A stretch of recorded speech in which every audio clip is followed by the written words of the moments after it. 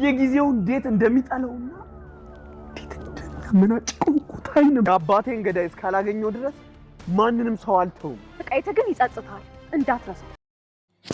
ሲፈራ የነበረው ሲያስጨንቅ የነበረው ለቤተሰቤ ብዙ ዋጋ ከፍላለሁ፣ ለልጆቼ ስል እታገላለሁ፣ ለልጆቼ ስል ቃሌን አጥፋለሁ፣ ለህግ ተገዢ ለሀቅ ኖሪ የሆንኩ ሰውዬ በስተመጨረሻ ኃጢአተኛ ሆንኩኝ። ምስኪኑን ዳግም አባት አልባረኩት፣ ምስኪኑን ሰውዬም በአንቺ ስበብ ገደልኩት። ይኸው የዘላለም ጸጸት፣ የእግር እሳት፣ የማይረሳ ጠባሳ፣ የማይረሳ ቁስል ሆነብኝ እያሉ ራሳቸውን ሲወቅሱና ራሳቸውን በቅጣት ያቆዩት አቶ ላይኩን በስተመጨረሻ ነገሮች መስመር ያዙ። እውነታው ተድበስብሶ ይቀራል ያሉት እጅግ እጅግ እጅግ እጅግ የሚገርም ነገር ነበረ። እጅግ የሚደንቅ ነገር ነበር። ከመጀመሪያው ጀምሮ አቶ ላይኩን የጉዳይ የጊዜ ጉዳይ ነው እንጂ ነገርየው መጋለጡ አይቀርም። እጅን ለህግ ልስጥ፣ ግድ የለሽም፣ ህግ የያዘው ነገር ጥሩ ነው። ዳግም እውነቱን ሲያውቅ በቀል መጀመሩ አይቀርም።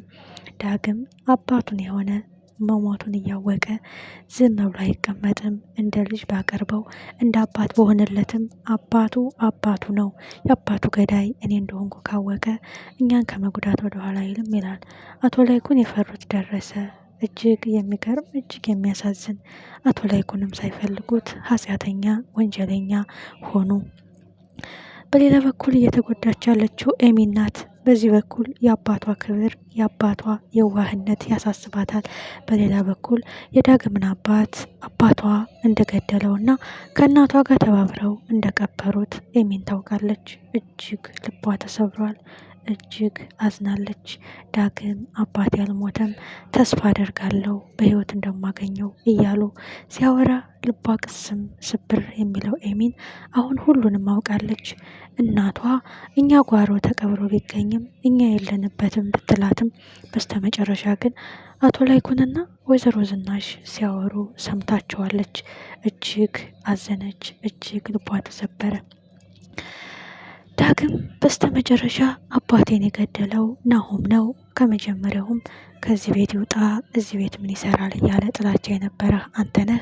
ስለዚህ እውነቱን ለፖሊሱ ነግሬዋለሁ፣ መጀመሪያ ተጠርጣሪ አንተን አድርጌያለሁ ይላል። አሁን እዚህ ጋር ነው ትልቁ ጉዳይ። ዳግም ኑሐሚንና ናሆም ሊጋቡ ስለሆነ በእርግጥ ፍቅሩን የቀማውም ይመስለዋል። በዚህም ሌላ በቀልም የጀመረ ይመስላል። በሌላ በኩል ኤርሚያስ አሁን በቀል እየጀመረ ነው። ምክንያቱም ኑሐሚ የኔ ካልሆነች የማንም አትሆንም፣ ናሆምንም መጉዳት እፈልጋለሁ በማለት ከዳግም ጋር አሁን አንድ ነገር ሊሰሩ አስበዋል ማለት ነው። ዳግም ናሆምን መጉዳት ይፈልጋል። ኤርሚያስም ናሆምንና ኑሐሚን መጉዳት ይፈልጋል።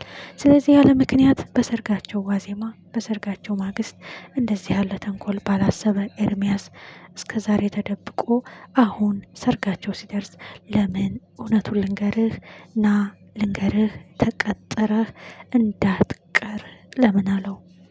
እጅግ ያሳዝናል። እጅግ ልብ ይሰብራል። የማይፈታ ህልም ያልተኖረ ቋጠሮ ሆኗል። እኔን በፍጹም አትመኘኝ። እኔ ያንተ አይደለሁም። እኔ የናሆም ነኝ። እኔ ለማግኘት ብለህ የጀመርከው ትልቅ ሙግት ገደል ይሰድሃል። በተለይ ኑሐሚንን መጠርጠርህ ከባድ ስህተት ነው። ናሆም ሊያጽናናህ የአባትህ መሞት፣ የአባትህ ተቀብሮ መገኘት፣ የአባትህ በሰው እጅ ጠፍቶ ጫካ ውስጥ ተገድሎ ተቀብሮ መገኘቱ እጅግ አዝኖ ሊያጽናና ሲፈልግ አንተ ገዳይ ነህ፣ ገድለህ ለማጽናናት መጣህ ብለህ እንዴት ልቡን ትሰብረዋለህ? ለማንኛውም ልንገርህ፣ ከባድ ጸጸት፣ የማይረሳ ቁስል፣ የህሊና እረፍት ነው የሚያሳጣህ ናሆምን መጠርጠርህ። እኔን ደግሞ በፍጹም አታገኘኝም፣ ያንተ አይደለሁም። ሲጀመር አውቀህ እልክ ይዞ ነው እንደዚህ የምታደርገው ስትል ኑሐሚ ዳግምን አስጠንቅቀዋለች። በአባቴን የመጣችሁብኝ። አባቴ ማለት ለእኔ ምን ማለት እንደሆነ አታውቁም። አባቴ ከሆነ በፍጹም ለማንም አልመለስም፣ ለማንም ምረት የለኝም በማለት ዳግም እጅግ አምርሮ። በሌላ በኩል ወይዘሮ ዝናሽ ናት። ወይዘሮ ዝናሽ እንደ ልጅ አቅርቤህ እንደ ቤተሰብ ተጋግዘን እየኖርን በስተመጨረሻ እኛ ነው ተጠርጣሪ፣ እኛ ነው ጥላት ካረክ በቤተሰቤ ከመጣህብኝ ለአንተም አልመለስም።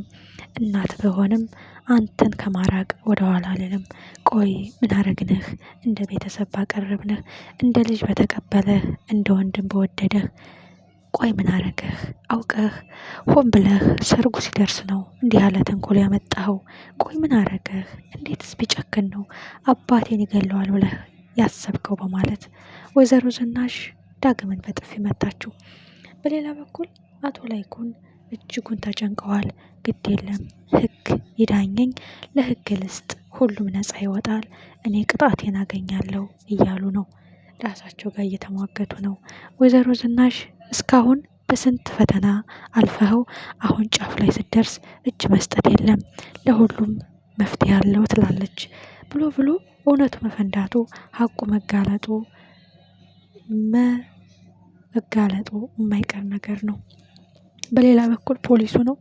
ፖሊሱ የዳግም አባት የተገደለ ቀን እዚህ ቤት የሽጉጥ ድምፅ ሰምቻለሁ ብሎ በድንጋጤ የመጣው ፖሊስ ነው።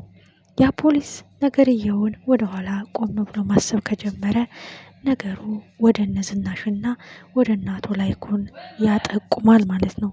ጉዳይ ወዴት እየሄደ ነው? ኤርሚያስና ዳግም ተቀጣጥረዋል። ኤሚን ከኋላ ተደብቃ እያየቻቸው ነው። ሁሉንም ኤሚን ጠንቅቃ ታውቃለች። እንዴት እንደገደሉት፣ ለምን እንደገደሉት፣ በምን ምክንያት እንደገደለው፣ ማን እንደገደለው ኤሚን ሁሉንም ታውቃለች። ግን አባቷ የምትኮራበት የምትወደው መከታዋ የቤቱ ምሰሶ አባቷ ሆኖባት ነው። በዚህ በኩል ደግሞ ዳግም ያሳዝናታል። አባቱን በተስፋ እየጠበቀ አባቴ በሕይወት አለ እያለ የሚያልመው ዳግም እውነታውን እሷ ታውቃለች። ኤርሚያስ ክፋትና ተንኮልን አስቦ ነው እንጂ ለምን እንደዚህ ማድረግ ፈለገ? እጅግ አጓጊ፣ እጅግ ልብ አንጠልጣይ ቀጣይ ክፍል ሁላችንም በጉጉት እንጠብቀዋለን። ኤርሚያስ ምን አስቦ ነው? ኑሃሜ ዳግምን አስጠንቅቀዋለች። በፍጹም ከባድ ስህተት እየሰራህ ነው። የዘላለም ጸጸት፣ የማይረሳ ጠባሳ፣ የማትተወው ቁስል ነው የሚሆንብህ። ወንድምህን መጠርጠርህ አስረግጬ ልንገርህ ከባድ ስህተት ሰርተሃል ስትል አስጠንቅቃ ትታው ሄዳለች። እጅግ አጓጊ፣ እጅግ ልብ አንጠልጣይ ቀጣይ ክፍል ሁላችንም በጉጉት እንጠብቀዋለን። ፕሊስ ለቤት አዲስ ሆናችሁ ደገፍ ደጎም አድርጉኝ። ነባር ቤተሰቦች የዘወትር ድጋፋችሁ አይለኝ። በቀጣይ ምዕራፍ እስከምንገናኝ ባይ ባይ።